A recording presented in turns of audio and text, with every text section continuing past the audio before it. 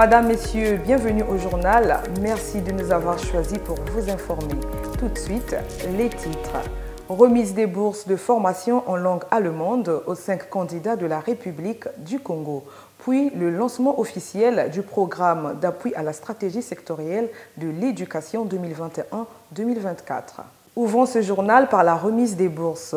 Il vous souviendra que le 22 septembre 2021, le ministre de l'enseignement préscolaire, primaire, secondaire et de l'alphabétisation, Jean-Luc Montou, et l'ambassadeur de l'Allemagne au Congo, Wolfgang Klapper, signaient un accord pour la formation des Congolais en langue allemande au Goethe-Institut de Yaoundé au Cameroun.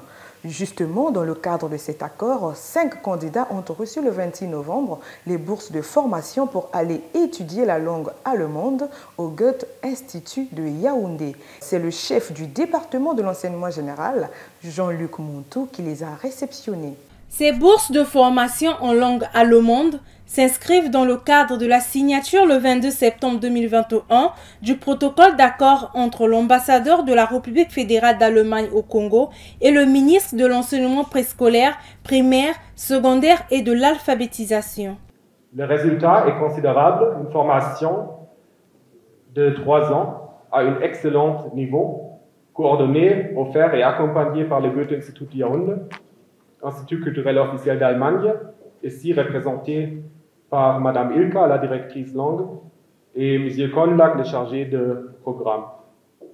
Vous, chers lauréats, après une phase initiale ici au Congo, qui commence immédiatement, comme je comprends, vous allez voyager dans votre pays voisin. Et vous allez voir que si on rêve d'aller ailleurs, par exemple en Europe, ce rêve peut se réaliser par apprendre la langue allemande, par exemple, choisir une filière, se battre avec les formalités, bien sûr, et finalement arriver à une université allemande. Ces heureux récipiendaires ont donc 4 ans de formation subdivisés en 2 phases. Ils reviendront au pays pour enseigner l'allemand dans les différentes écoles. La formation sera financée par les fonds spéciaux du ministère allemand des Affaires étrangères. Et au centre de cet accord, il est question de promouvoir la langue, la culture et également l'échange interculturel entre la République du Congo et la République fédérale d'Allemagne. Alors, la formation des jeunes consistera essentiellement en une formation linguistique et également une formation sur le plan de la didactique. À cet effet, il y a déjà eu des entretiens avec les représentants de l'INRAP et nous allons continuer à renforcer la collaboration en ce qui concerne l'allemand et également en ce qui concerne le développement des stratégies didactiques afin d'améliorer la formation continue et la formation en général en République du Congo. Une initiative saluée par les lauréats qui n'ont pas caché leur satisfaction. Je remercie M. le ministre Jean-Luc Montou, l'enseignement primaire, secondaire chargé de l'alphabétisation, ainsi que l'Institut Goethe pour ce partenariat signé, afin que notre cher Congo puisse avoir des professeurs certifiés en langue allemande pour l'apprentissage des apprenants de la matière. Les critères de sélection ont été les suivants. Il y a eu l'âge, il y a eu un test sur la langue et enfin il y avait eu un entretien oral sur la langue, en langue française. Oui, je suis content, je suis heureux que j'ai été choisi parce que ce n'est pas quelque chose que j'attendais depuis hier, mais c'est depuis longtemps, depuis fort longtemps, que j'ai attendu ce concours. Le Congo reçoit aussi les bourses de la Chine et du Venezuela dans l'appréhension des langues étrangères. L'octroi de ces bourses vise à renforcer les compétences en langue allemande des enseignants et élèves de la République du Congo, mais aussi et surtout de consolider les relations entre le Congo et l'Allemagne dans les domaines de l'éducation et culturelle. Le ministre Jean-Luc Montou se dit satisfait. Je vous propose de le suivre.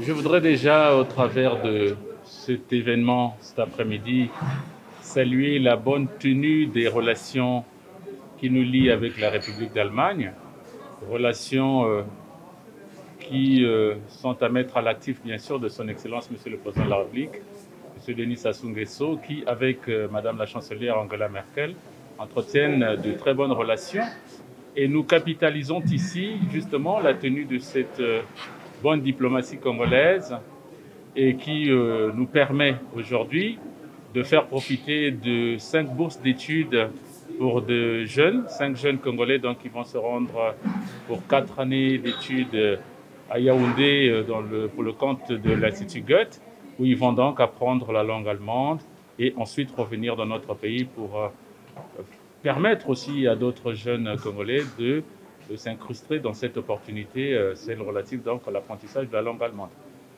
5 étudiants, vous avez dit, de votre point de vue, j'imagine que ce n'est pas assez, mais pour nous, c'est déjà une bonne amorce.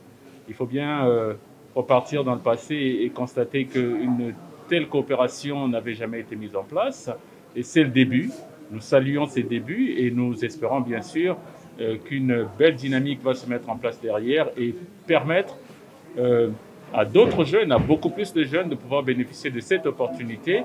Mais il faut dire qu'il y a beaucoup de partenariats de ce type qui existent avec le Venezuela pour la langue espagnole et avec d'autres. Aujourd'hui, nous avons la preuve de ce qu'avec d'autres pays aussi, ce type de partenariats peuvent se mettre en place, en l'occurrence donc aujourd'hui avec l'Allemagne pour la langue allemande. Ce qu'il faut espérer, bien sûr, c'est que je n'oublierai pas ce qui se fait déjà aussi avec l'Institut Confucius pour la langue chinoise.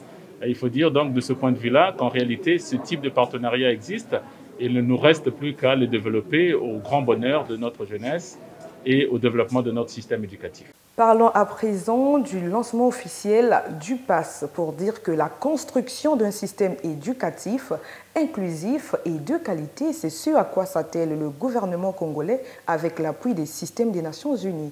C'est dans cette perspective qu'intervenait le 24 novembre le lancement officiel du programme d'appui à la stratégie sectorielle de l'éducation 2021-2024, PASS en sigle. L'objectif étant, entre autres, d'améliorer les résultats d'apprentissage des élèves. Le ministre d'État, Pierre Mabiala, représentant le Premier ministre, chef du gouvernement, Anatole Koliné-Makosso, a procédé à ce lancement. Benedad Andaï et Loïc Kwamba pour le reportage.